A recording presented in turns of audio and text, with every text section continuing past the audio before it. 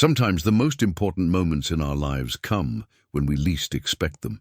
A single act of kindness can change everything, especially when two people from completely different worlds cross paths. In the remote wilderness of Wyoming Territory, a mountain man discovers a wounded woman collapsed against a barn. He tends to her injuries without asking questions, using the survival skills he's learned from years alone in these mountains.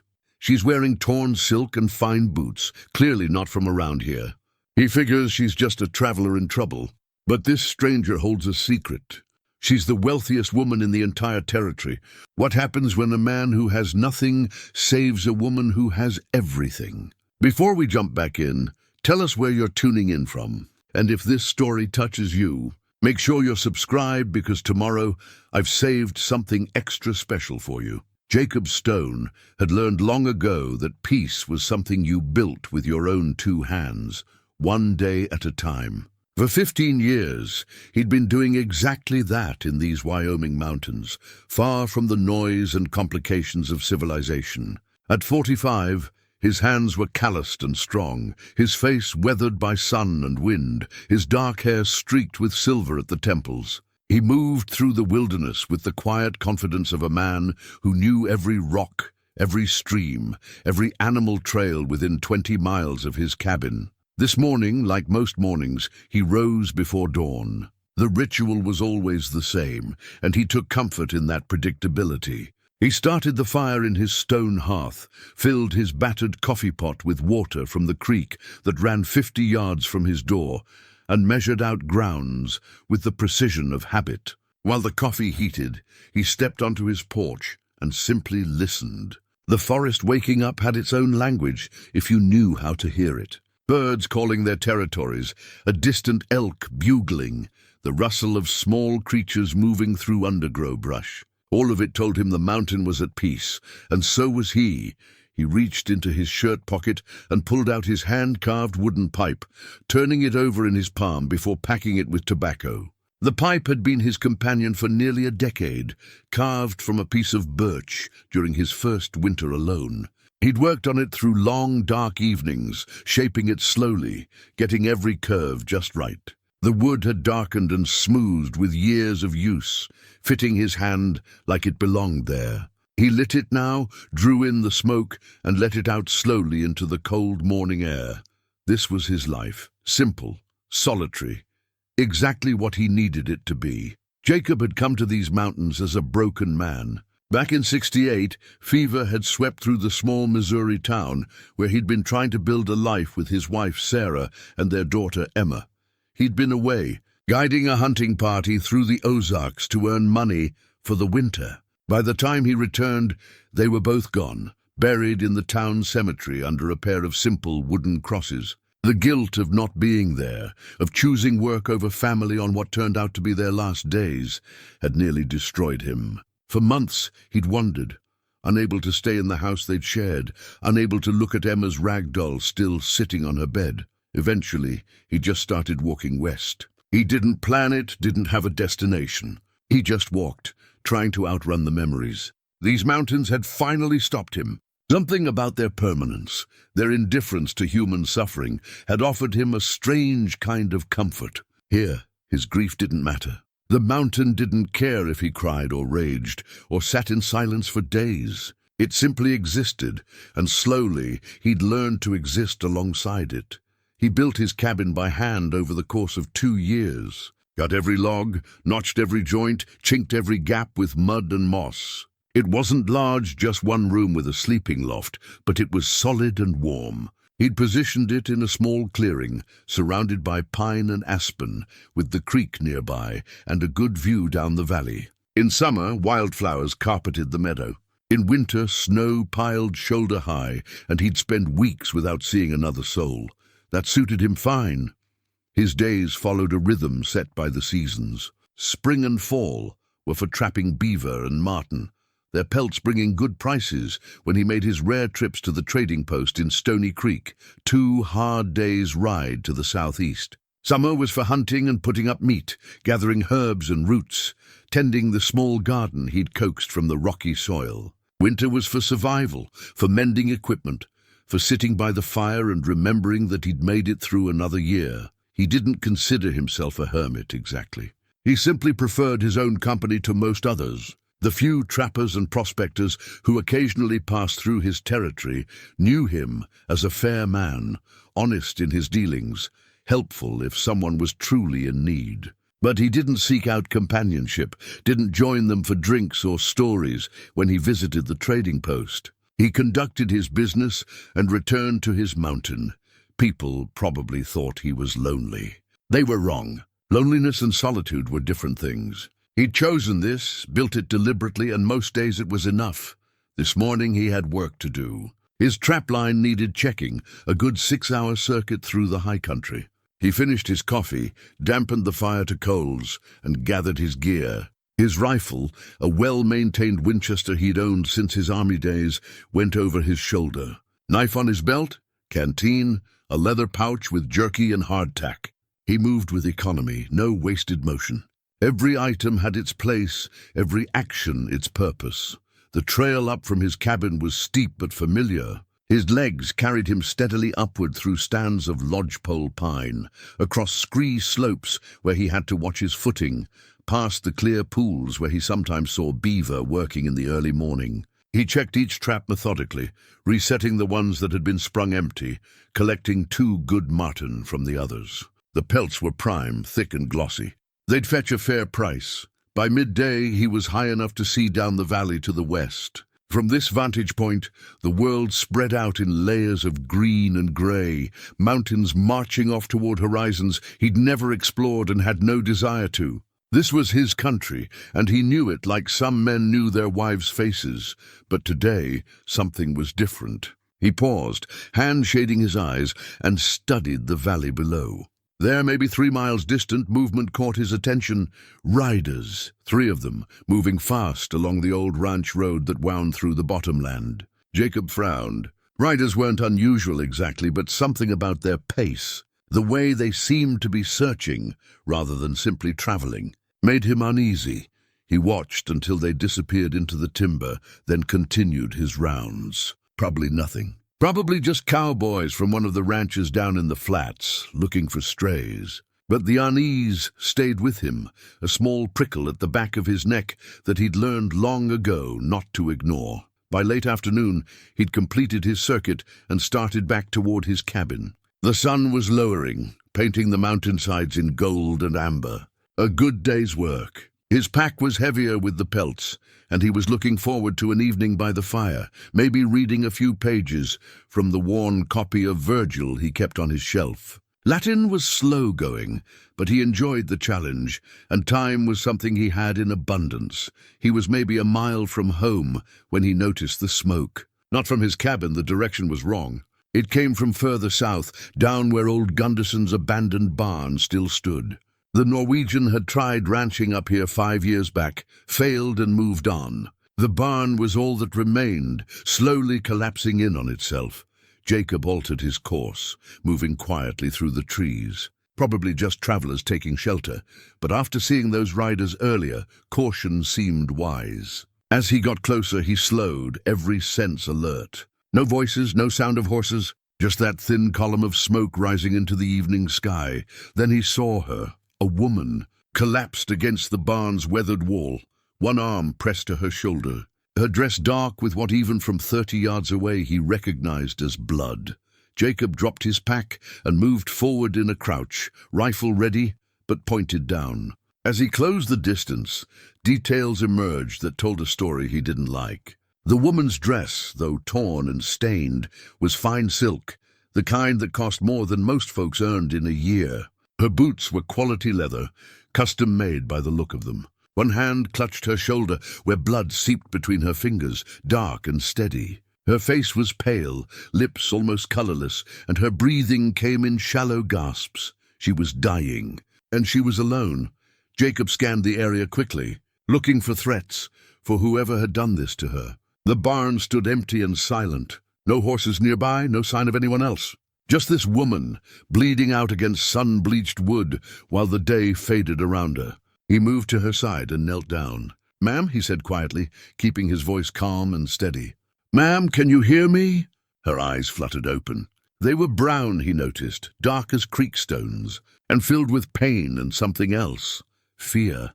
When she saw him, she tried to pull away, a weak movement that made her gasp.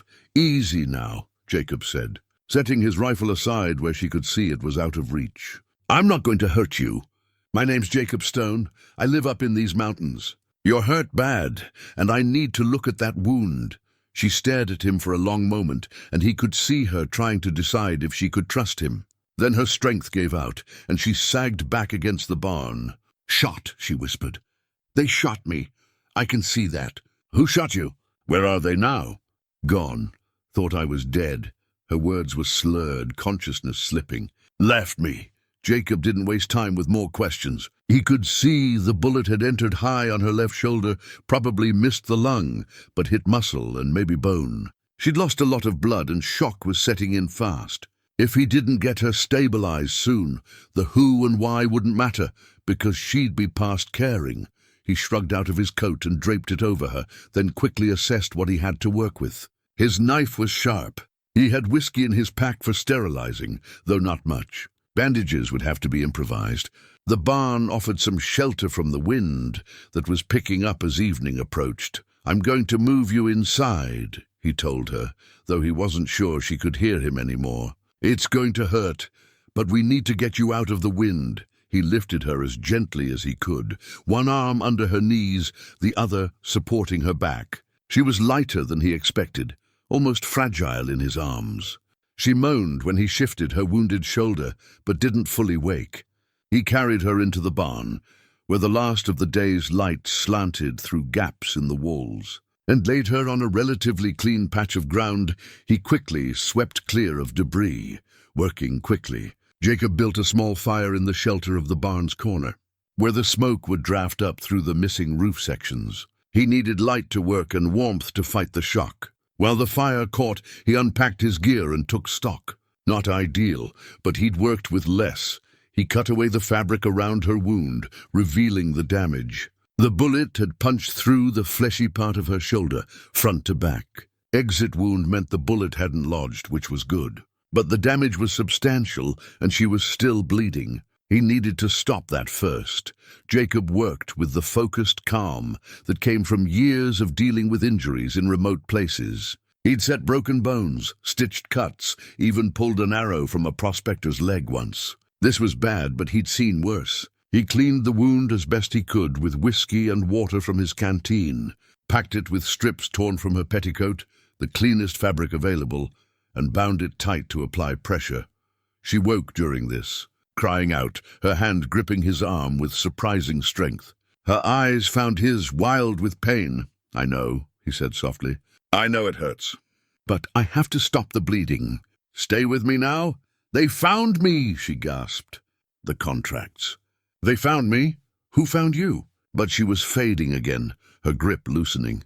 Jacob finished the bandaging, then wrapped her in his blanket and positioned her close to the fire. He checked her pulse. Thready but steady enough. She was fighting, which was good. Fighters had a chance. As full darkness settled over the valley, Jacob maintained his vigil. He kept the fire going, monitored her breathing, changed the bandage once when blood soaked through. She drifted in and out of consciousness, sometimes muttering words he couldn't quite catch. Names maybe, places. Once she said clearly, "Thomas, I tried," and the grief in her voice was something he recognized bone deep. Around midnight, she woke more fully. Her eyes were clearer, focused. She looked at him across the fire, taking in his weathered face, his careful hands, the rifle propped nearby. "You're still here," she whispered. "Nowhere else to be. You don't even know me." Jacob added a piece of wood to the fire. "Don't need to know someone to help them." She was quiet for a moment, watching him. "Then Catherine." "My name is Catherine." "Catherine," he repeated, nodding. "That's a good start. How bad is it?" He considered lying, decided she deserved the truth. "Bad enough." "You've lost a lot of blood. Wounds clean now, but infection's always a risk. You need rest, food, and time to heal. Days, not hours." "I don't have days." Her voice was urgent despite her weakness. "They'll come back. When they realize I'm not dead." "Who are they, Catherine?" She closed her eyes. "Men who want what I have. Men who'll do anything to get it, And what do you have that's worth killing for?" Before she could answer, a sound cut through the night. Distant but distinct. Horses. Multiple horses moving through the valley below. Jacob moved to the barn door and looked out. In the moonlight he could see them. 4 riders, maybe 5, spread out in a search pattern. They had torches, and they were working their way methodically up from the old ranch road, checking every building, every drawer. He turned back to Catherine. Her eyes were wide with fear. "Them?" he asked. She nodded. Jacob made his decision in that instant. He didn't know this woman, didn't know her story, or what she might have done to bring armed men hunting her. But he knew what he'd seen in her eyes, and he knew what it felt like to be alone and hurting with nowhere to turn. Whatever else she might be, right now she was someone who needed help, and helping people, even when it complicated things, was apparently something he still knew how to do. "We can't stay here," he said, already moving. "Can you ride?" "I don't have a horse." "They took her. Then you'll ride with me. We're 2 miles from my cabin. Rough trail, but it's defensible and they don't know where it is." He was packing as he spoke, scattering the fire. "We need to move now, while they're still down valley." "You don't have to do this," Catherine said, struggling to sit up. "You don't owe me anything." Jacob helped her to her feet, steadying her when she swayed. "Maybe not, but I'm doing it anyway." He retrieved his pack, shouldered his rifle, and wrapped his arm around her waist to support her weight. Together, they slipped out the back of the barn and into the forest, leaving nothing but cold ashes and blood-stained silk behind.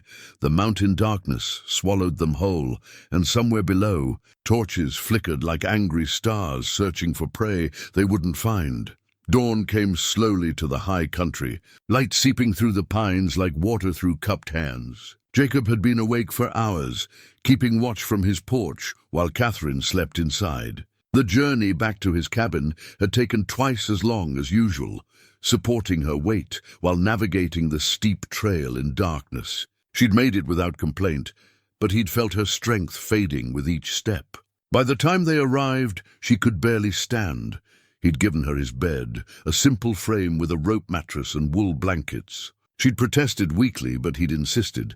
He took the floor near the hearth, his rifle within arm's reach. Old habits from his army days. Always sleep where you can grab your weapon. Now, with morning light revealing the valley below, peaceful and empty, he allowed himself to relax slightly. No sign of pursuit. The riders had apparently given up their search, at least for the night. That bought them time, but not much. Men determined enough to shoot a woman and leave her for dead wouldn't give up easily. Inside the cabin, he heard movement. Careful sounds, someone trying to be quiet. He rose and entered to find Catherine sitting on the edge of the bed, pale but awake. One hand pressed to her bandaged shoulder. "You should be lying down," he said. Moving to the hearth to stir up the fire, "I've been lying down for hours."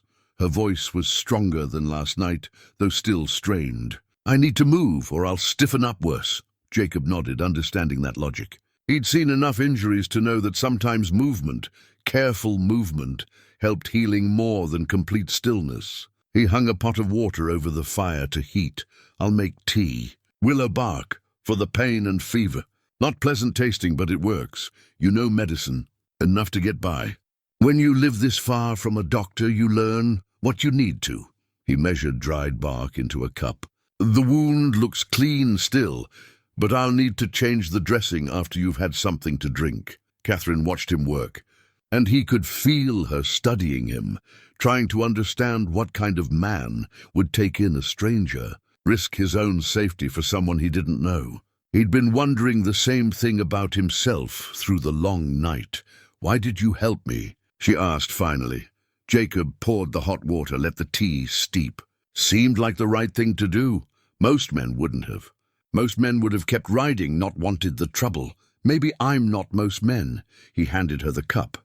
"Drink. It's bitter, but it'll help." She sipped, made a face, but continued drinking.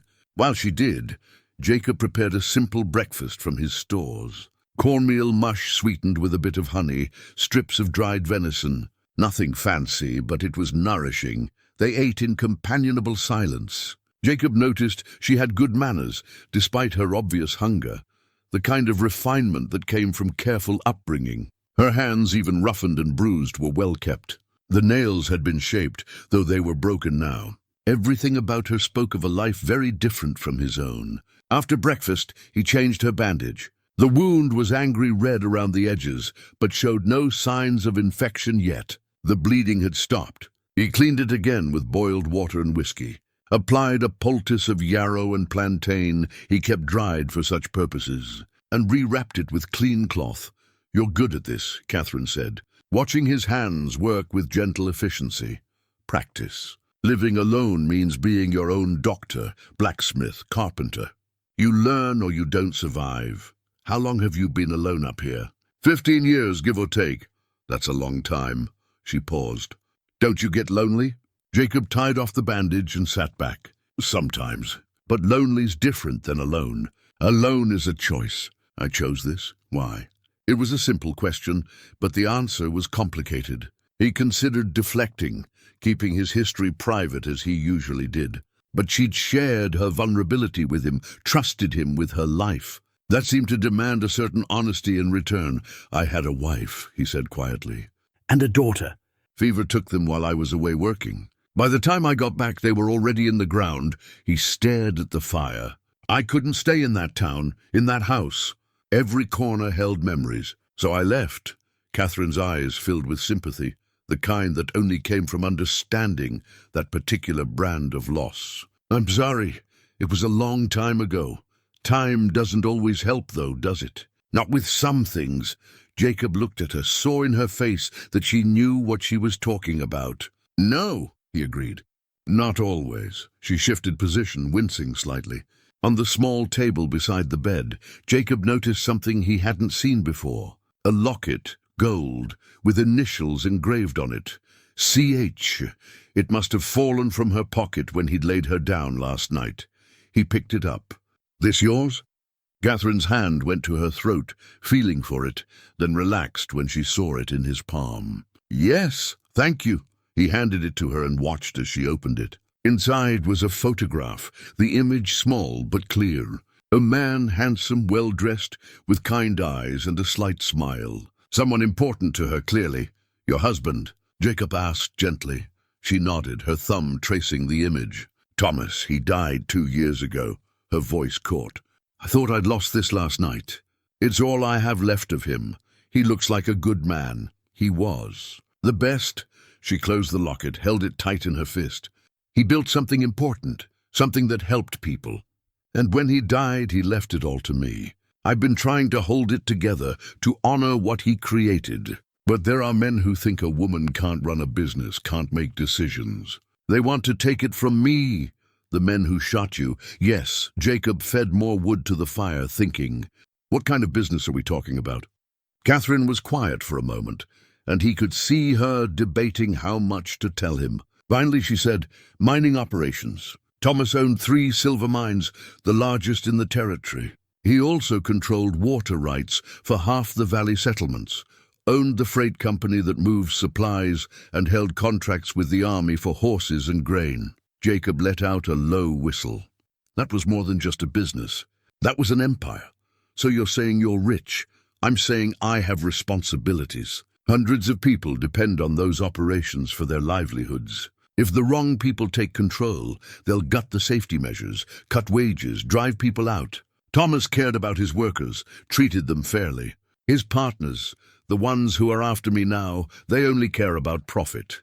They want you to sign it over to them, or die trying to stop them. Either works for them." She met his eyes. "I'm sorry I brought this to your door, Jacob. You saved my life, and I've repaid you by putting you in danger." Jacob stood, walked to the window, and looked out at his mountain. He'd come here to escape complications, to live simply. And now, here was Catherine, bringing with her exactly the kind of trouble he'd spent 15 years avoiding. But when he turned back to her, saw her sitting there, trying to be brave despite the pain and fear, he realized something. Maybe he'd been alone long enough. Maybe hiding from the world wasn't the same as healing from it. "We'll figure it out," he said. "For now you need to rest and get strong. We'll worry about the rest when you're on your feet." Catherine smiled, small but genuine. "Thank you, Jacob." He nodded and returned to his work, but something had shifted in the cabin. It no longer felt quite so empty. 3 days passed, with the rhythm of careful recovery. Catherine grew stronger each morning, her color returning, the tight lines of pain around her eyes gradually easing. Jacob maintained his usual routines, but adjusted them to account for his guest. He checked his nearest trap lines, but stayed close to the cabin, always within earshot. He hunted, bringing back grouse and rabbit to supplement their meals. And he watched, always watched for any sign of the men who'd hurt her. On the third afternoon, while Catherine slept, Jacob went to tend to her horse. He'd found the animal the morning after their flight to the cabin, grazing in a meadow a mile downslope. A fine mare, well-bred and well cared for, with a saddle worth more than Jacob earned in a year of trapping. He'd brought her back and settled her in the small lean-to he used for his own mount during the worst weather. Now, as he unsaddled her to check for any injuries, he noticed the saddlebags were still attached. He hesitated, respecting privacy, but practicality won out. If there was anything in there Catherine might need, medicine or personal items, better to know now. The first bag held the expected items. A change of clothes, personal necessities, a small purse with coins. But the second bag held something different. A book, leather-bound and substantial, its pages filled with columns of numbers, names, and notations. Jacob pulled it out, frowning. He'd assumed it was a diary at first, but as he flipped through the pages, he realized it was something else entirely. Business records, detailed and extensive. Mining yields, payroll records, contract terms, land parcels. This wasn't a diary. This was a ledger. The kind of records that represented significant wealth and power. He brought it back to the cabin. Catherine was awake, sitting by the fire with a blanket around her shoulders. She looked better, stronger, though she still moved carefully to favor her injured shoulder. "Found your horse," Jacob said, setting the ledger on the table. "She's fine, no injuries." "But this was in your saddlebag." Catherine's eyes went to the book, and something flickered across her face. Relief, maybe, or concern. She reached for it, pulled it close. "Thank you. I was worried they'd taken it. What is it?" She ran her hand over the leather cover. "Records. Everything Thomas built, all of it documented here. Mining claims, contracts, employee rosters, accounts." She opened it, and Jacob could see pages dense with information. It's not just a ledger. It's proof of ownership, proof of legitimate business practices, proof of everything. Jacob pulled up a chair. "Catherine, what exactly are you involved in?" She looked at him, seemed to weigh how much to tell him, then made a decision. She turned the ledger toward him, pointing to entries. The Hartwell Mining Company owns 3 major silver operations in Colorado and Wyoming territories. We employ 400 men. Thomas also acquired water rights across 60,000 acres, which we lease to ranchers and farmers at fair rates. The freight company moves goods from the railhead to settlements throughout the region. She flipped pages, showing him more. Thomas believed in building something lasting, something that helped communities grow. He paid fair wages, invested in safety measures, dealt honestly. But someone else wants to run it differently, Jacob said, understanding dawning. His business partners, 3 men he trusted, who helped him build the company. But after he died, they showed their true intentions. They want to consolidate control, cut costs by any means necessary, maximize profits regardless of the human cost. Her voice hardened. "They've been sabotaging my authority for 2 years, turning board members against me, spreading rumors that I'm incompetent, that a woman can't handle such responsibilities. They've blocked my access to accounts, questioned every decision I make. So you were running." "I was riding to Denver. There's a territorial judge there, an honest man who knew Thomas. I have evidence of their schemes, their attempts to defraud investors, their plans to strip the company assets. I was going to file formal charges, get injunctions to protect the workers and the operations." She touched the bandage on her shoulder.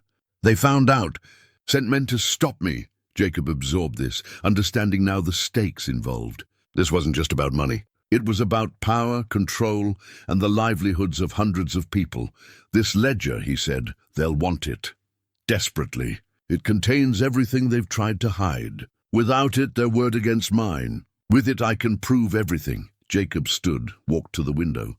Below, the valley lay peaceful in the afternoon sun. But he'd learned in the war that peace was often just the pause between fights. "You said you're a widow," he said quietly. "That your husband died 2 years ago." "Yes. How did he die?" The silence stretched long enough that Jacob turned to look at her. Catherine was staring at the ledger, her jaw tight. "They said it was his heart. He collapsed at the office, died before the doctor arrived." She raised her eyes to his. But Thomas was strong, healthy. He'd just passed a medical examination for life insurance, and in the weeks before his death, he'd discovered irregularities in the accounts. He told me he suspected one of his partners was embezzling, that he planned to confront them. "You think they killed him?" "I can't prove it, but yes, I think they killed him. And now they're trying to kill me so they can take everything he built and twist it into something ugly and exploitative." Jacob returned to the table, sat down. "You can't fight this alone, Catherine. I'm not giving up. I owe Thomas that much. I owe the workers that much. I'm not suggesting you give up. I'm saying you need help. You need allies," she smiled sadly. "I had allies. They're either bought off or too frightened to stand with me now. That's why I was riding to Denver alone. There's no one left I can trust."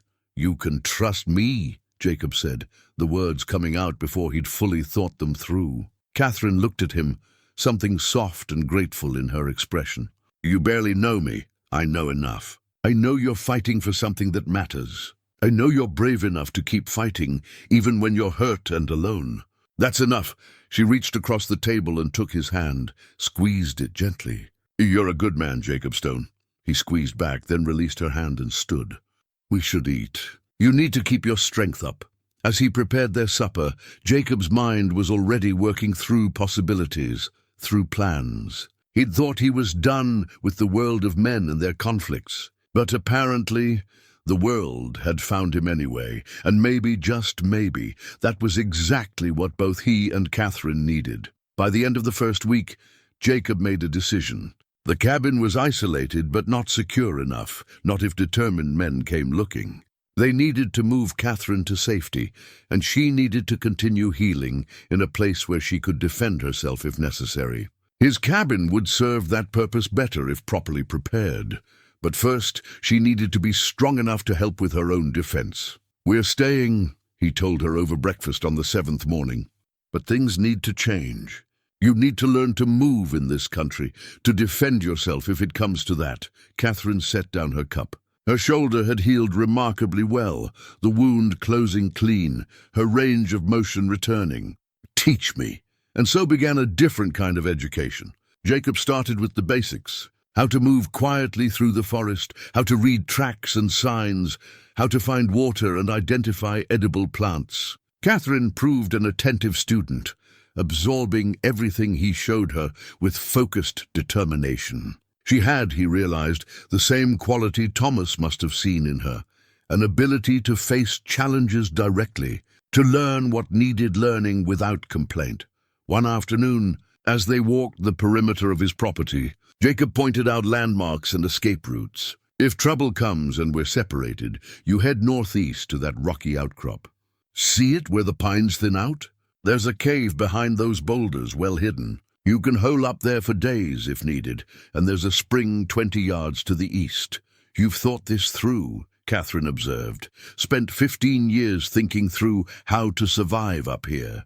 Pays to be prepared." She paused on the trail, looking back at the cabin nestled in its clearing. "This is a good life you've built, Jacob. Peaceful. I'm sorry my troubles have disturbed it. Maybe it needed disturbing," he said, surprising himself with the honesty. Over meals, they talked more freely.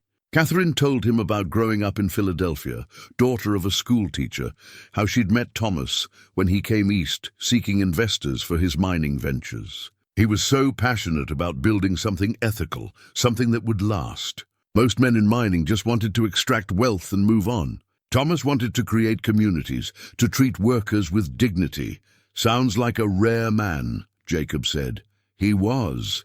She smiled at the memory. "He convinced my father, who convinced others. We raised the capital, moved west, and Thomas kept every promise he made. He built schools near the mines, insisted on safety protocols, paid fair wages. People thought he was foolish, that he'd never turn a profit. But he did, because men who are treated well work harder, stay longer, build loyalty, and you helped him build it. I tried. I managed the books, handled correspondence, learned the business.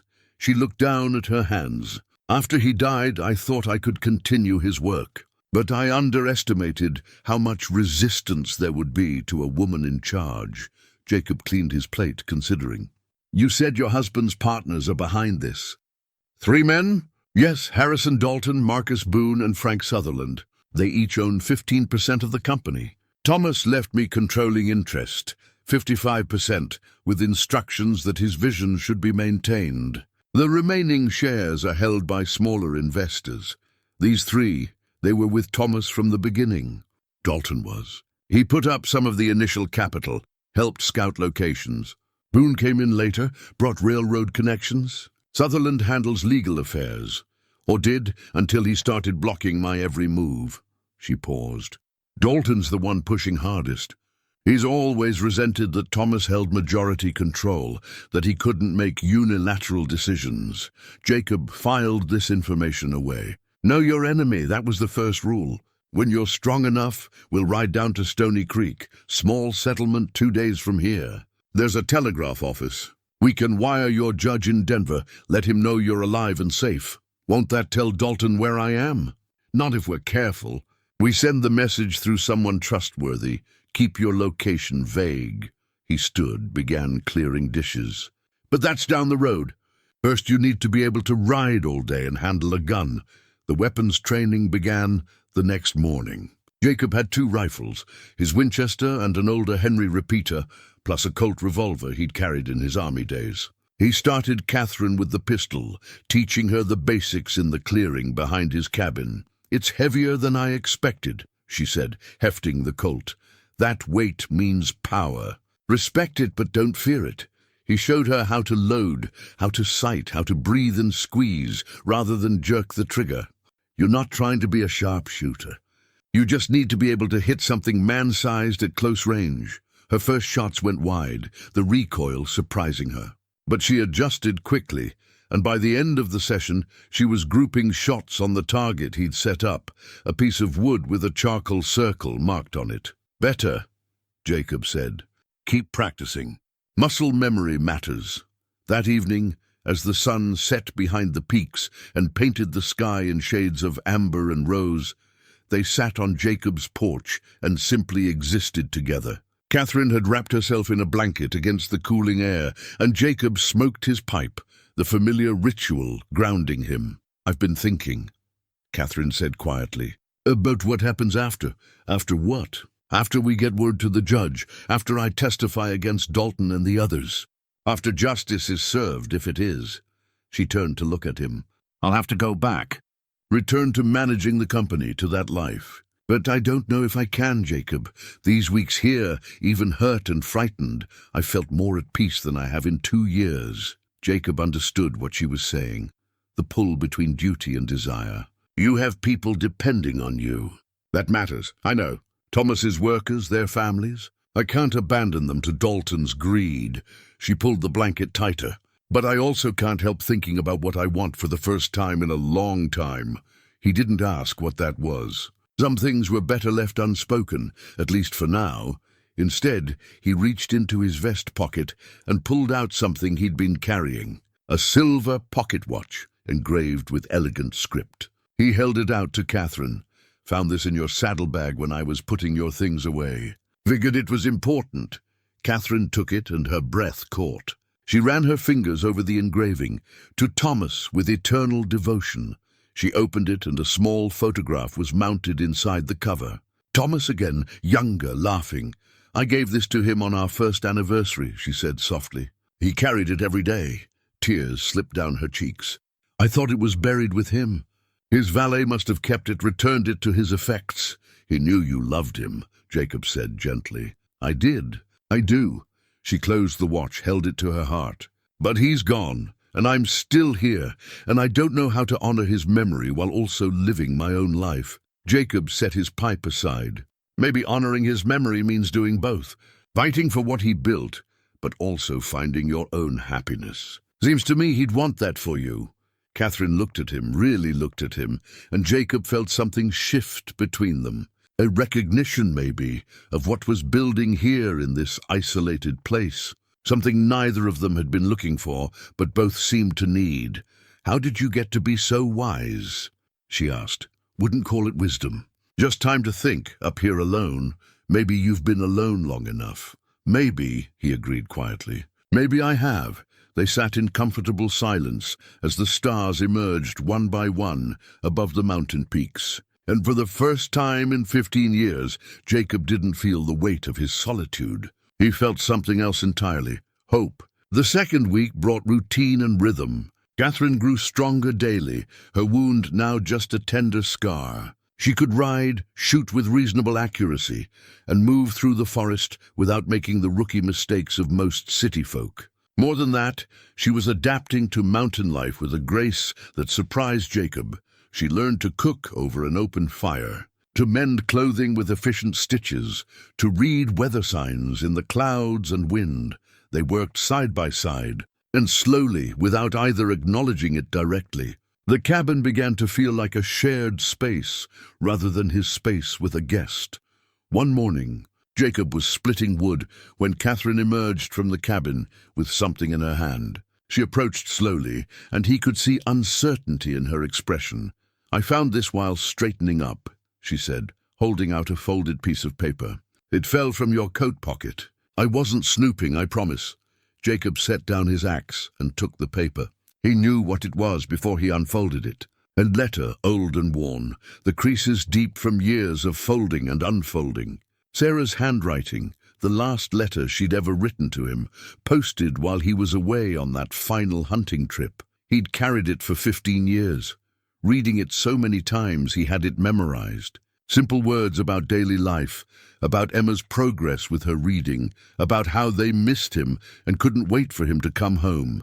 Written 3 days before the fever took them both. "I read the first line before I realized what it was," Catherine said softly. "I'm sorry. That was private."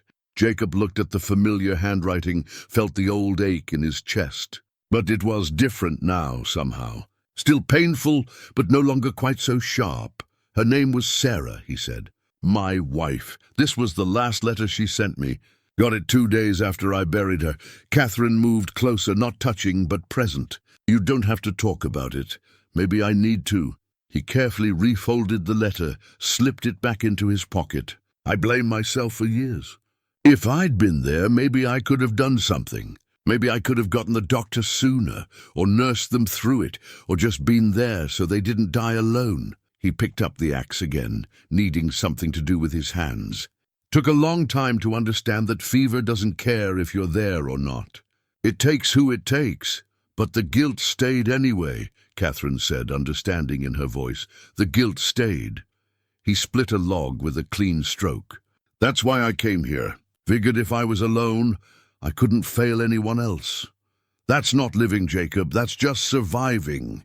He split another log, then set the axe down and turned to face her. "You're right. But it was the best I could do for a long time."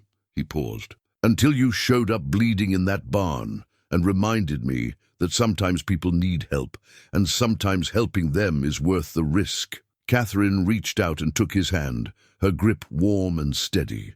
"I think maybe we've been helping each other."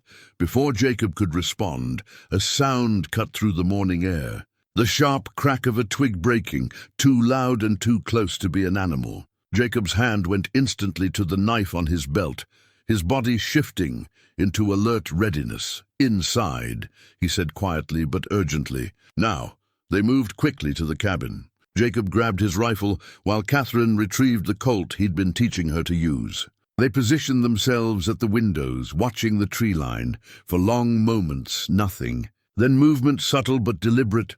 Someone was out there, moving through the forest with reasonable skill, but not quite enough to avoid detection by someone who knew these woods as well as Jacob did. "Stay quiet," he murmured. "Let's see what we're dealing with." A figure emerged from the pines. A man alone, middle-aged, with a weathered face and practical traveling clothes. He carried a rifle but held it casually, pointed down. As he approached the cabin, he called out, "Hello, the house!" I'm looking for Jacob Stone. I'm not here for trouble. Jacob studied him carefully. The man's stance, his voice, everything about him read as genuine. But Jacob hadn't survived 15 years in the wilderness by taking things at face value. "State your business," Jacob called back, rifle ready but not aimed. "Name's Will Hutchins. I work for the Hartwell Mining Company. Been searching these mountains for near about 2 weeks." He stopped a respectful distance from the cabin. "I'm looking for Mrs. Catherine Hartwell. Her people are worried sick about her." Catherine moved to stand beside Jacob at the window. "Will, is that really you?" The man's face lit up with relief. "Mrs. Hartwell? Thank God, we thought you were dead." Jacob kept his rifle ready. "How do we know you are who you say you are?" "Fair question." Will slowly reached into his coat. "I have a letter, signed by Judge Morrison in Denver. Mrs. Hartwell was supposed to meet him 3 weeks ago. When she didn't arrive, he sent word to the mining office. I'm the company foreman at the Black Mountain site. I've worked for the Hartwells for 8 years. Catherine touched Jacob's arm. "I know him. He's trustworthy. Thomas promoted him to foreman because he was one of the few men who stood up to Dalton when he tried to cut safety protocols." Jacob lowered his rifle but didn't set it aside. He opened the door and stepped out, positioning himself between Will and Catherine. "You can approach." Slowly, Will came forward, handed over the letter. Jacob scanned it quickly. Official court letterhead, Judge Morrison's signature. It requested information about Catherine Hartwell's whereabouts and stated that she was under the court's protection while giving testimony in a matter of territorial fraud. "How did you find us?" Jacob asked. "Luck mostly and stubbornness. I've been searching every canyon and valley in this range. Asked at every trading post and settlement. Fellow down at Stony Creek mentioned a mountain man living up this way. Thought maybe he'd seen something." Will looked past Jacob to Catherine. "Ma'am, what happened?" "There was blood at the Gunderson place, and your horse was found wandering." Catherine stepped out onto the porch. "Dalton's men ambushed me, shot me and left me for dead. Jacob found me and saved my life." Will's jaw tightened. "We suspected Dalton was behind your disappearance. He's been telling everyone you fled with company funds, that you were unstable after Mr. Hartwell's death. He's been consolidating power, getting board votes to remove you as president. He can't do that without a legal finding," Catherine said. "He's got lawyers working on declaring you mentally incompetent to run the company. Says you had a breakdown, ran off into the wilderness." Will shook his head. "Some folks believed him, but a lot of us didn't. The workers, we know what you've done for us. How you've kept Mr. Hartwell's promises, even when the partners tried to break them."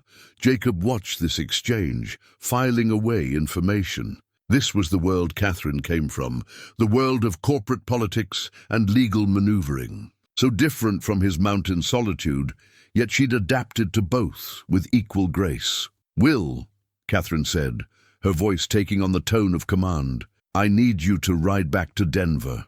Give Judge Morrison my exact location and tell him I'm alive and safe. Tell him I have all the evidence he needs, and I'm ready to testify. Can you do that without Dalton finding out?" "Yes, ma'am." "I'll ride straight through, avoid the main office." He glanced at Jacob. "You keeping her safe up here?" "That's the plan," Jacob said. Will nodded, respect in his eyes. "Then I'll be back within the week, with the judge or his representatives." He turned to leave, then paused. "Mrs. Hartwell, the workers, we're behind you. Whatever you need, you just say the word." After Will disappeared back into the forest, Catherine and Jacob stood on the porch in silence. The game had changed. No longer was Catherine simply hiding and healing. Now the fight was coming to them. "You ready for this?" Jacob asked. Catherine's hand found the threatening letter, still tucked in her coat pocket, the one Jacob had discovered days ago. She pulled it out, read it again, then crumpled it deliberately. "I'm ready. Thomas built something good, and I won't let them destroy it."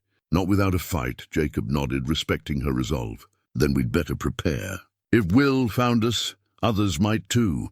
That evening, as the sun dipped below the peaks and painted the valley in shades of copper and gold, Catherine spread the leather-bound ledger on Jacob's table. She'd been reviewing it methodically, checking entries, making notes on a separate sheet of paper.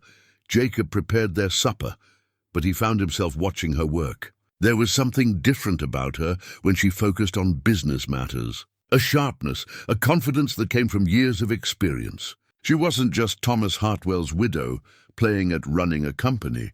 She was competent, intelligent, and clearly skilled at what she did. "Jacob," she said suddenly, her voice odd. "Come look at this." He moved to her side.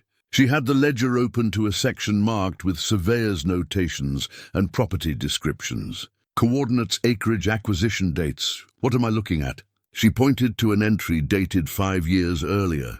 "This is a land acquisition Thomas made. 60,000 acres in Wyoming Territory, purchased from the federal government as part of the Homestead Act expansions." Her finger traced down the page. "He bought it for the mineral rights initially, thought there might be silver deposits. But the surveys came back negative, so he just held on to it. Planned to eventually sell it or lease grazing rights." Jacob studied the numbers, the legal descriptions. Something about them was familiar, but he couldn't place why. "Here," Catherine said, turning to a map tucked into the back of the ledger. She unfolded it, revealing a detailed survey map of Wyoming Territory. Her finger found a section marked in Thomas's handwriting. "These are the boundaries." Jacob leaned closer, and his blood went cold.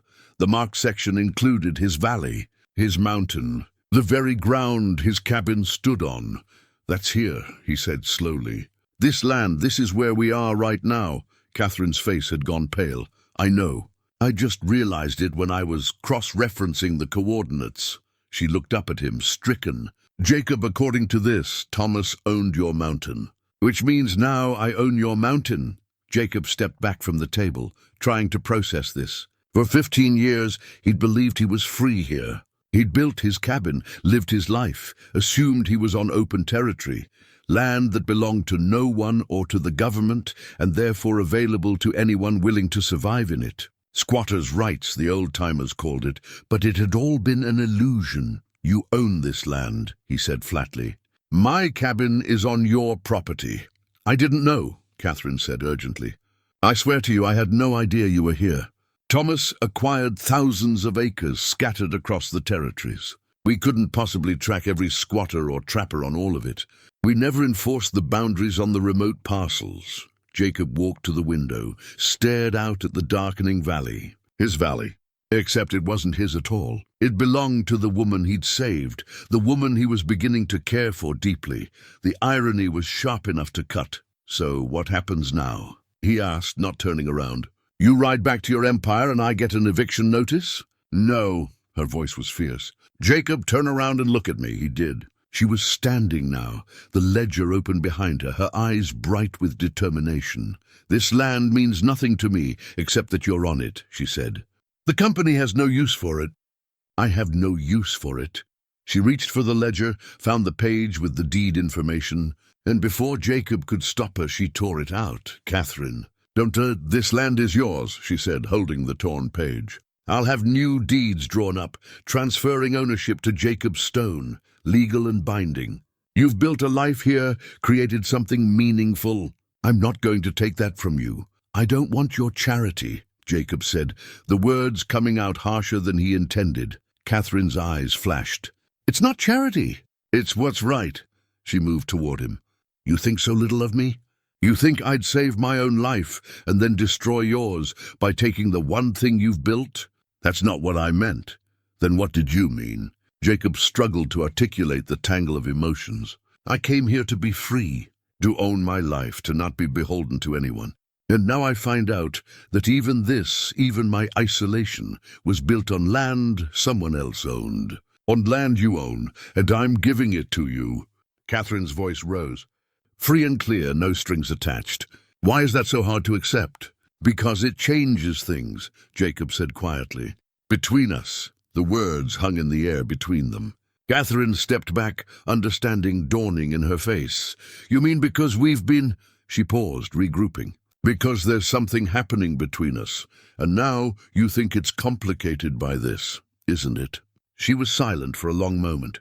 When she spoke again, her voice was softer. "Jacob, I didn't plan any of this.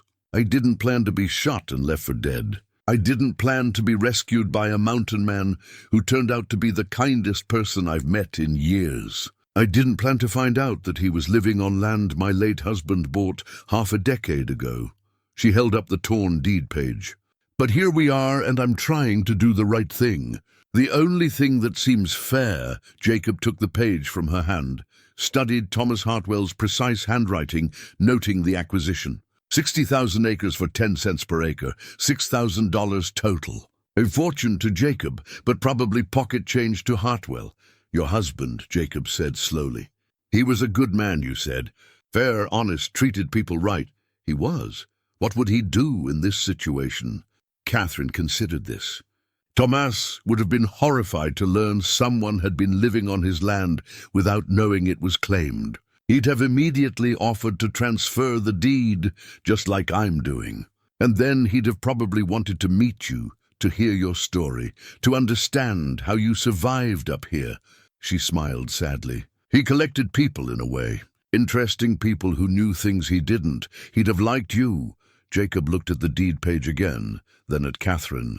The anger and confusion were fading, replaced by something more complex. She was right.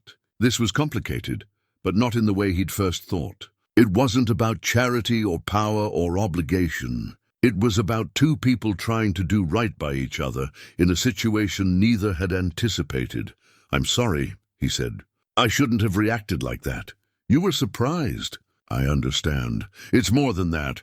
He set the deed on the table. For 15 years I've been alone, made my own decisions, answered to no one. And in the space of 2 weeks, you've turned my whole world sideways. I don't know how to navigate that. Catherine moved closer. Neither do I. My whole world is sideways too, Jacob. I'm supposed to be running a company, fighting legal battles in boardrooms. Instead, I'm in a mountain cabin with a man I barely know, but trust more than people I've worked with for years. She reached out, hesitantly, and touched his arm. I don't have answers, but I know this. I don't want to be another person who takes from you. I want to give you what's rightfully yours. Jacob covered her hand with his. The land matters, but it's not what matters most anymore. What does? He looked at her, really looked at her. This woman who'd come into his life wounded and desperate, who'd adapted to his world with grace and courage, who stood here now offering him everything while asking nothing in return. You do, he said simply. You matter most. Catherine's breath caught. She moved closer, and Jacob found himself pulling her into his arms, holding her carefully, mindful of her still healing shoulder. She fit against him perfectly, her head resting just beneath his chin, her arms wrapping around his waist. They stood like that for a long time, not speaking, just holding each other as the last light faded from the sky. Finally, Catherine pulled back enough to look up at him. What are we doing, Jacob? I don't know. But whatever it is, I think we should keep doing it, she smiled, and it transformed her face. I think so too. They kissed then, gentle and exploring, a first kiss that felt like both a question and an answer. When they parted, Catherine rested her forehead against his chest. This is going to be complicated, she said. Everything worth having usually is. I have to go back eventually. To the company, to the fight with Dalton. I can't just walk away from all those people depending on me. I know.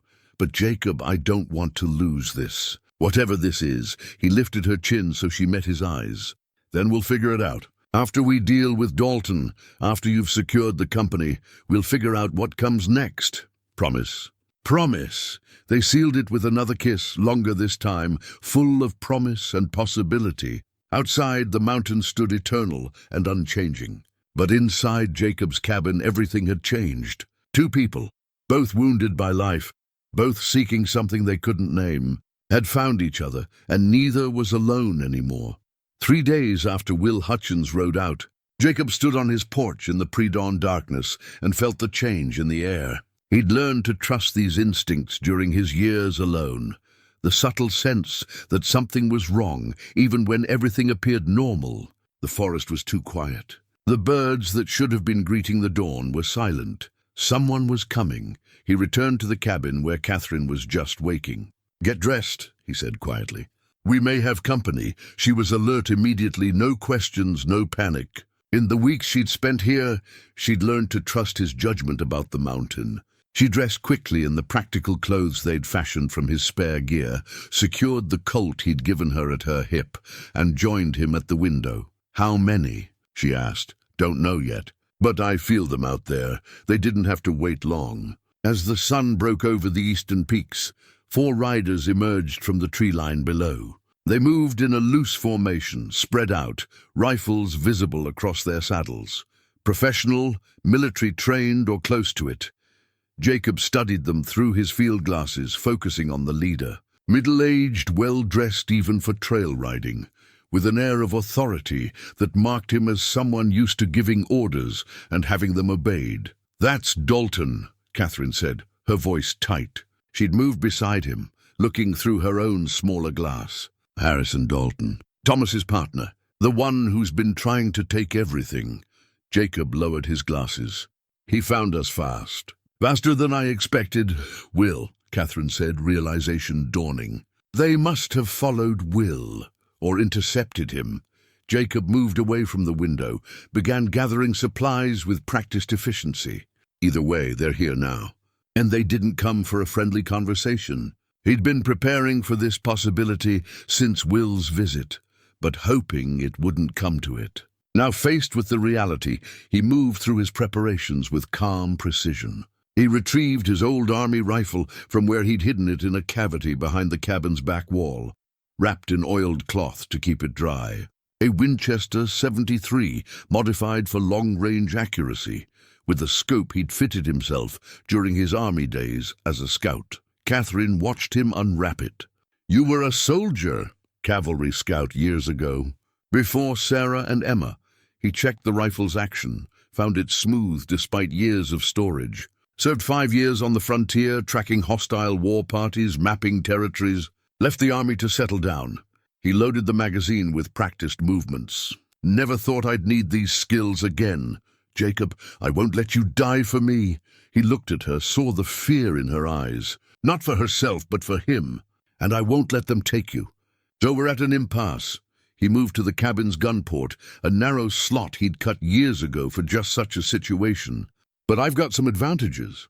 I know this mountain. They don't. I've got high ground and defensive position. And I've got motivation." "What motivation?" "You," he said simply.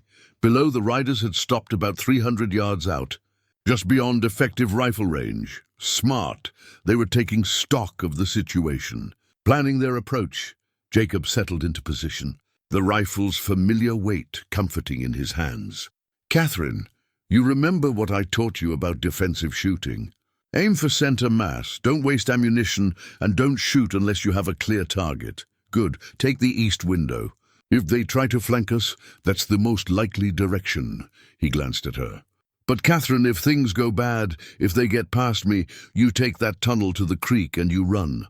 Don't look back, don't wait for me. You get to the cave I showed you and you hide until help comes. Jacob, promise me." She met his eyes and he saw the conflict there, but finally she nodded.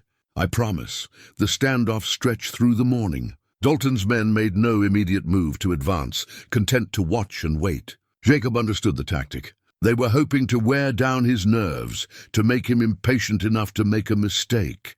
They didn't know Jacob Stone. Patience was something he had in abundance. Around midday, Dalton himself rode forward alone, stopping at the edge of effective range. He sat his horse confidently, a white flag tied to his rifle barrel. "Mrs. Hartwell," he called out, his voice carrying clearly in the mountain air. "I've come to talk to resolve this situation peacefully." Jacob glanced at Catherine. She shook her head firmly. "He's lying. Dalton doesn't do anything peacefully." "Your call," Jacob said. Catherine moved to the door but stayed inside, protected by the thick log walls. "I have nothing to say to you, Harrison. You shot me and left me to die." "A misunderstanding," Dalton called back. "My men were overzealous in trying to protect you. They thought you were being kidnapped, fleeing with company resources. I apologize for their excessive actions." "Liar!" Catherine's voice rang with anger. "You've been trying to force me out for 2 years. You killed Thomas." Even from this distance, Jacob could see Dalton's expression change. The mask of friendly concern dropped, replaced by something cold and calculating. "That's a serious accusation, Catherine." When you can't prove, his voice had lost its conciliatory tone. Be reasonable. You're not suited to running the company. Thomas knew it, which is why he kept you managing books and correspondence, not making real decisions. Sign over your shares, accept a generous settlement, and walk away. You can live comfortably for the rest of your days on blood money. Catherine's voice was steel. Never. Dalton's jaw tightened. You're making a mistake. That mountain man you're hiding behind can't protect you forever. We can wait you out, or we can come take you. Either way, this ends with you signing those papers. Jacob had heard enough. He raised his voice, letting it carry. Dalton, this is private property, and you're trespassing. Turn around and ride out, or we'll have a problem. Dalton turned his attention to Jacob, assessing. You must be Stone, the hermit. How much is she paying you? Whatever it is, I'll double it, triple it. Just step aside and let us handle our business affairs. Not for sale, Jacob said flatly. Everyone's for sale. It's just a matter of price. Then you can't afford me. Jacob sighted down his rifle, put the crosshairs on Dalton's chest. You've got 10 seconds to start riding, or I demonstrate exactly how accurate this rifle is at 300 yards. For a long moment, Dalton sat absolutely still. Then slowly he smiled. You'd kill an unarmed man under a flag of truce? That makes you a murderer, Stone. Makes me a man protecting someone who needs protecting. Your choice. Ride out or find out. Dalton turned his horse without another word and rode back to his men. Jacob watched him through the scope, saw the brief conversation, the gestures, planning, preparing. They're not leaving, Catherine said. No, they're not. Jacob moved from the gun port, began checking his other defenses. Barricades he'd positioned at the windows, ammunition stores, water supply. They'll wait for dark, then try to rush the cabin. Standard tactic. How do we fight 4 armed men? Carefully, he looked at her, saw the determination in her face mixed with fear. Catherine, you need to know something. I've been in combat before. I've killed men when I had to. It's not something I'm proud of, but it's something I can do if necessary. Can you? She was quiet for a moment, then nodded. If it's them or us, yes, I can. Good. Because we're going to need every advantage we can get. They spent the afternoon preparing. Jacob showed Catherine how to reload his rifles quickly, how to position ammunition within easy reach. He explained his defensive strategy, where he expected them to attack from, how he'd respond. She absorbed it all, asking intelligent questions, suggesting adjustments based on her reading of Dalton's personality. He's arrogant, she said. Believes he's smarter than everyone else. Thomas used to say Harrison always had to be the one with the clever plan. He won't do the obvious thing if he can do something elaborate. Good to know. Jacob filed that away. Arrogant men make mistakes. As the sun began its descent toward the peaks, painting the sky in brilliant oranges and reds, they shared a quiet meal. Neither had much appetite, but Jacob insisted they eat. Energy would matter when things started. Catherine sat beside him, close enough that their shoulders touched.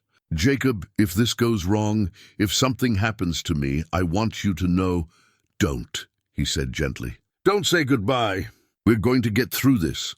You can't promise that. No, but I can promise I'll do everything in my power to keep you safe. He took her hand, squeezed it. And I've survived 15 years in these mountains by being very good at staying alive. She leaned her head on his shoulder. I'm glad I found you. Even with everything that's happened, I'm glad. Me too. They sat like that as the light faded, drawing strength from each other. Jacob's mind was already running through scenarios, calculating angles and responses. But for this moment, he let himself simply be present, holding Catherine's hand, feeling the warmth of her beside him.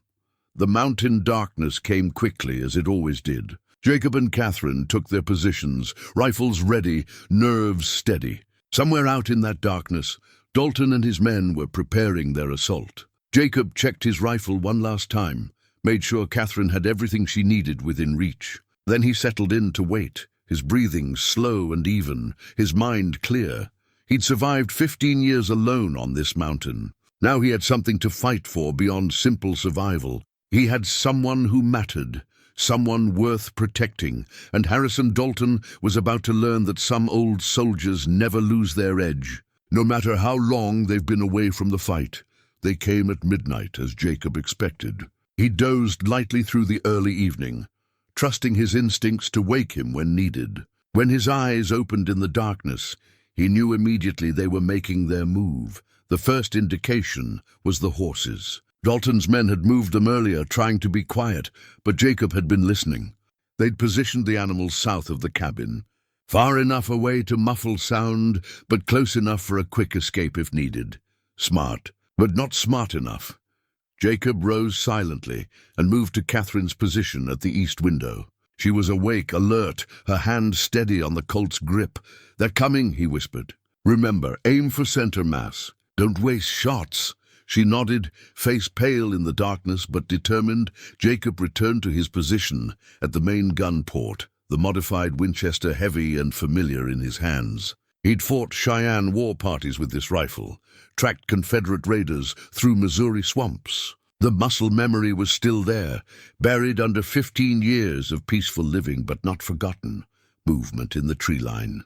Jacob's eyes, adjusted to the darkness, caught it. Two figures, low and moving with tactical precision. They were trying to flank, approaching from different angles to divide his attention.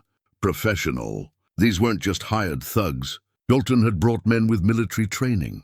The attack came suddenly. Muzzle flash from 3 directions, bullets slamming into the cabin's log walls. Jacob had built well. The logs were thick, 18 inches of solid pine, but sustained fire would eventually find gaps. He returned fire at the eastern flash, heard a grunt of pain. "One down or wounded?" Catherine fired from her window, the Colt's report sharp in the confined space. Jacob couldn't tell if she hit anything, but her fire was disciplined, not panicked. "Good," he called to her. "Keep them pinned." The assault paused, regrouped. Jacob used the lull to reload, count remaining ammunition. Plenty for now, but a sustained siege would be problematic. They had food and water for days, but bullets were finite, a voice called from the darkness. Not Dalton, one of his men, Stone. "You're outnumbered. Send out Mrs. Hartwell and we'll leave you be." Jacob didn't bother responding. Talk was just another tactic, trying to locate his position by his voice. The second wave came harder. 2 men rushed the cabin from the south while the others provided covering fire. Bold move, but predictable. Jacob had prepared for exactly this. He'd strung tripwires earlier in the day, thin cords stretched across the most likely approach paths, tied to pots filled with rocks and scrap metal. When the rushing men hit the first wire, the pot tumbled and crashed, the noise explosive in the quiet night. The surprise gave Jacob the split second he needed. He fired through the gun port, saw one man go down hard. The second man dove behind the woodpile Jacob had stacked 30 yards from the cabin. Smart position, good cover. But Jacob knew something the man didn't. He'd left 2 cords of wood stacked deliberately, creating a seemingly perfect defensive position. What the man couldn't see in the darkness was that Jacob had angled the pile so it was exposed to the east window. "Catherine," he called. "Woodpile to your right." When behind it, she shifted position, aimed carefully. 3 shots, methodical and aimed. The fourth produced a cry of pain, and a figure stumbled out from behind the wood, clutching his leg. Jacob's shot was mercy as much as tactics. The man went down and didn't move again. Silence fell over the clearing. 2 men down for certain, maybe 3 if Jacob's first shot had been as accurate as he thought. That left Dalton and possibly one other, or did it? Jacob's combat instinct screamed warning. Something was wrong. The attack had been too straightforward, too predictable. Dalton was arrogant, yes, but Catherine had said he liked elaborate plans. "Catherine, check the back wall." She moved immediately, trusting his judgment. The sound came a heartbeat later, metal on wood. Someone working at the back of the cabin with a pry bar. While they'd been focused on the frontal assault, Dalton had been circling to the rear, trying to breach the cabin from the blind side. Clever and exactly the kind of elaborate approach Catherine had warned about. Catherine fired through the back wall, her shots punching through the chinking between logs. Return fire came immediately, too close. Jacob heard her cry out, "Catherine! I'm okay." Splinters, that's all. But Jacob was already moving, his rifle swinging toward the back wall. He couldn't see his target, but he knew the cabin's dimensions, could calculate angles. He fired 3 times through the logs at chest height, spacing his shots 18 inches apart. A scream, then a heavy thud as a body hit the ground outside. "Got him," Jacob said, but his heart was pounding. Too close. If Dalton had gotten inside, the front door exploded inward, the bar Jacob had set across it shattering under multiple kicks. Dalton himself stood silhouetted in the doorway, rifle raised, wild-eyed and desperate, and Catherine was 10 feet away, exposed, fumbling to reload her empty Colt. Time seemed to slow, the way it did in combat, when everything crystallized into pure clarity. Jacob saw it all in that frozen instant. Dalton raising his rifle, Catherine's wide eyes, the distance he'd have to cover to get between them. He wouldn't make it in time, but Catherine wasn't the woman who'd collapsed bleeding against a barn 3 weeks ago. She'd learned, adapted, become someone who could survive in this harsh country. Instead of freezing, she dove sideways, rolled behind the heavy oak table Jacob used for meals. Dalton's shot went wide, splintering wood where she'd been standing. Jacob's shot didn't miss.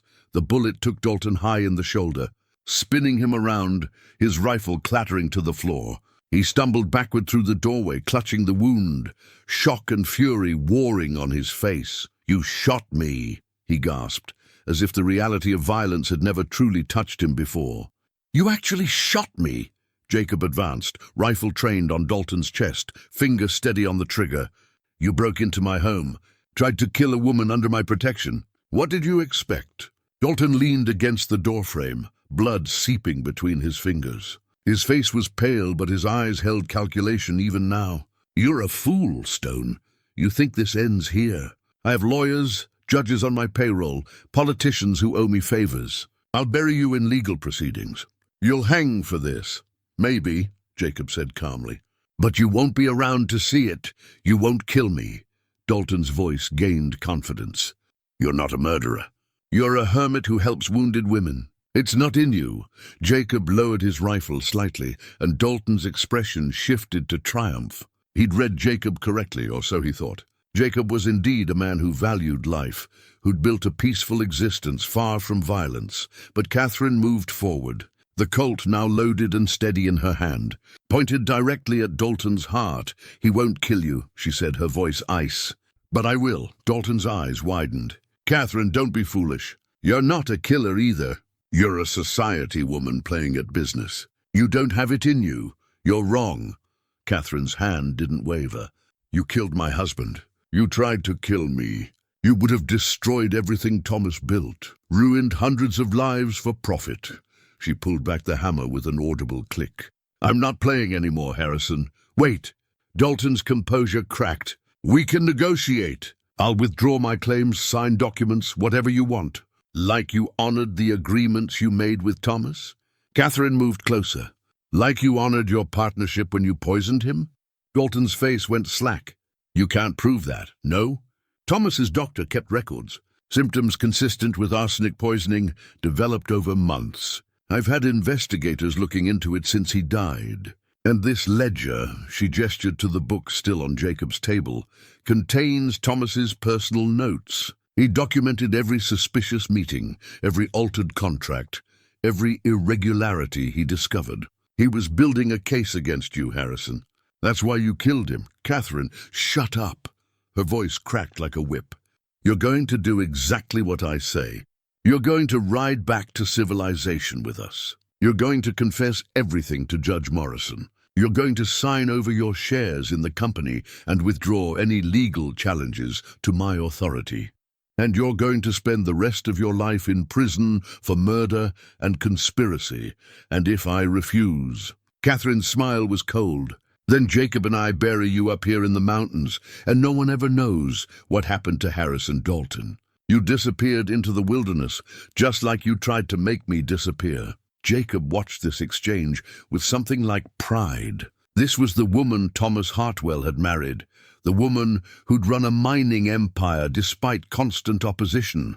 She'd been wounded and frightened when he found her, but she'd never been weak. Dalton seemed to recognize he'd lost. His shoulders sagged, the fight draining out of him along with his blood. "I need a doctor." "You'll get one," Catherine said. After you agree to my terms, I agree. God help me, I agree. Good. Catherine lowered the Colt but didn't holster it. Jacob, check the others. Make sure they're no longer a threat. Jacob moved outside cautiously, rifle ready. 3 bodies lay in the clearing, none moving. He checked each one carefully. 2 dead, 1 unconscious but breathing. The man Dalton had sent to breach the back wall. He dragged the unconscious man inside, bound him with rope. They'd need him as a witness. Dawn was breaking over the peaks when Jacob returned to find Catherine had bandaged Dalton's shoulder, though not gently. She'd also retrieved a steel lockbox from beneath the cabin's floorboards, where Jacob kept his few valuables and emergency supplies. "I'm putting the ledger in here," she said, "along with Thomas's notes and the documents about land ownership. Everything we need to make our case." She locked it, pocketed the key. "No one touches this but the judge." Jacob nodded approval. Smart. They secured Dalton and his surviving man, then set about the grim task of dealing with the dead. Jacob buried them on the mountain, marking the graves simply. Whatever else they'd been men, and deserved that much respect. By mid-morning, Will Hutchins arrived with a contingent of federal marshals and Judge Morrison himself. They'd been riding hard since dawn, Will having reached them in Denver and raised the alarm. The judge, a gray-haired man with sharp eyes and an air of absolute authority, surveyed the scene with practiced assessment. His gaze moved from the damaged cabin to the bound prisoners, to Catherine standing tall, despite her exhaustion. "Mrs. Hartwell," he said gravely, "I believe you have quite a story to tell. I do, Your Honor, and evidence to back every word." She handed him the lockbox. "Everything you need is in here. Thomas's documentation, the company ledger, proof of conspiracy and murder." Judge Morrison took the box reverently. "I'll review it personally." He turned to Dalton, who sat slumped against a tree, his wounded shoulder bandaged, but his spirit broken. "Mr. Dalton, you're under arrest for attempted murder, conspiracy to commit fraud, and suspected murder of Thomas Hartwell. You'll be held in territorial custody pending trial."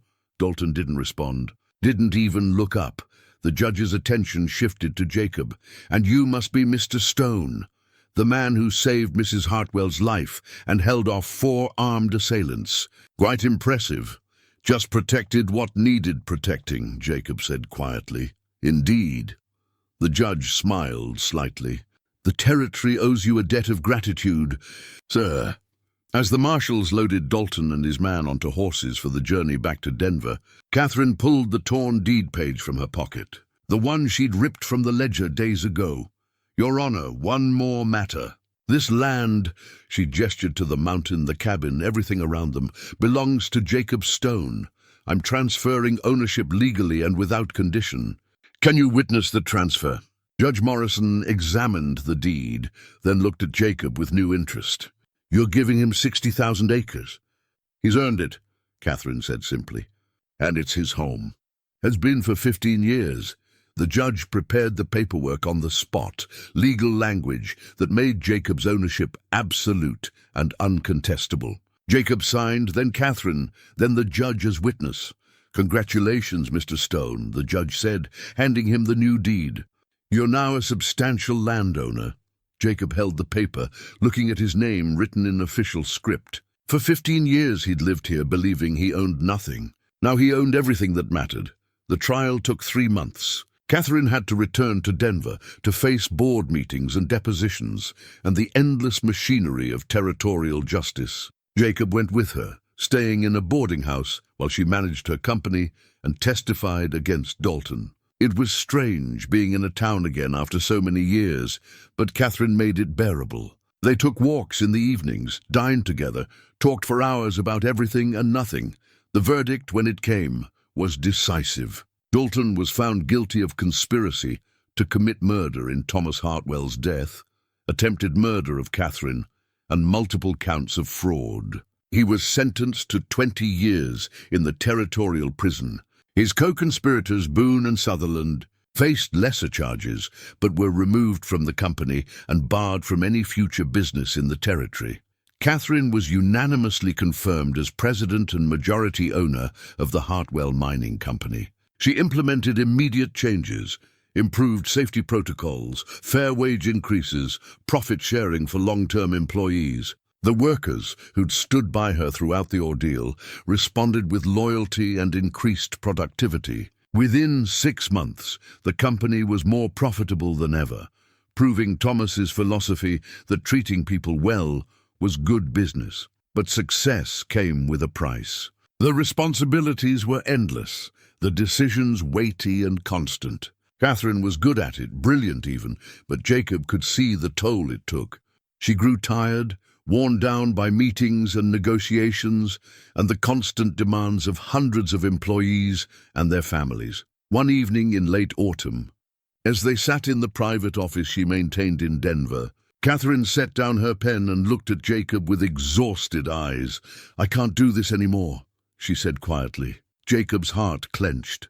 "Can't do what?"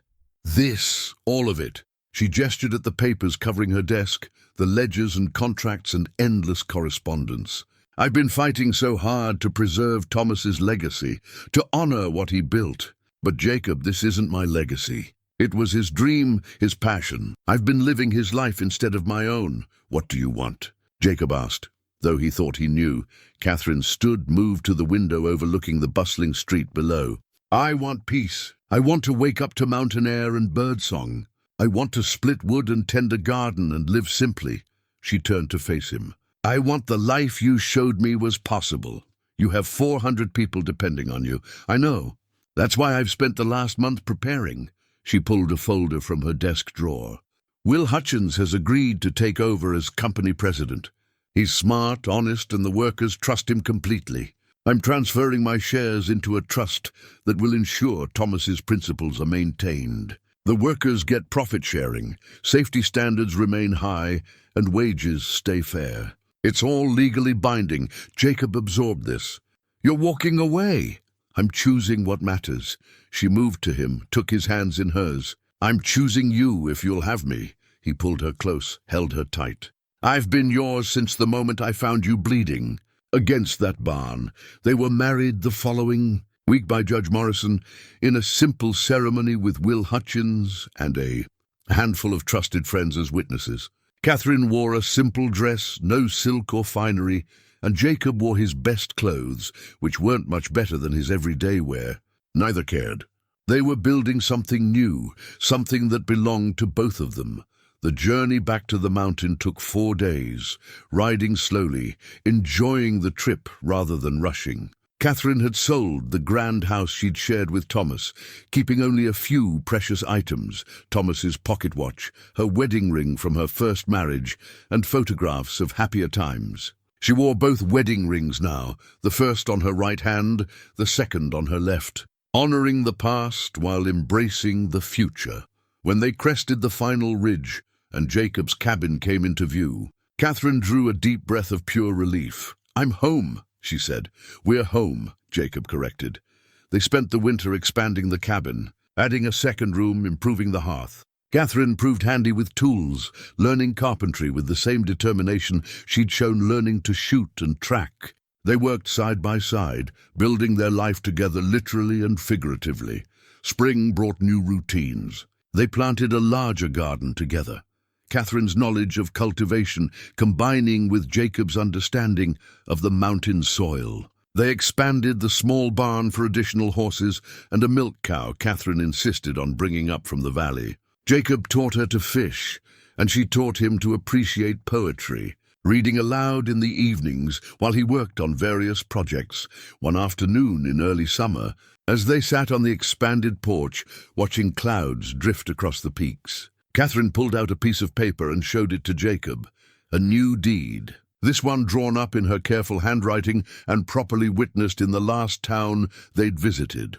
"What's this?" Jacob asked. "Legal transfer of property," Catherine said. "This land was yours, but now it's ours. Both our names, equal ownership, partners in everything." Jacob read the document, saw their names side by side, Jacob Stone and Catherine Stone. He looked at her, this remarkable woman who'd given up an empire to build a life with him. "Partners," he agreed, signing the deed. "In everything." They witnessed each other's signatures. Then Catherine carefully folded the paper and placed it in the lockbox, where they kept their important documents. The same steel box that had once held evidence of murder and conspiracy now held marriage certificates and property deeds and letters from friends in the valley below.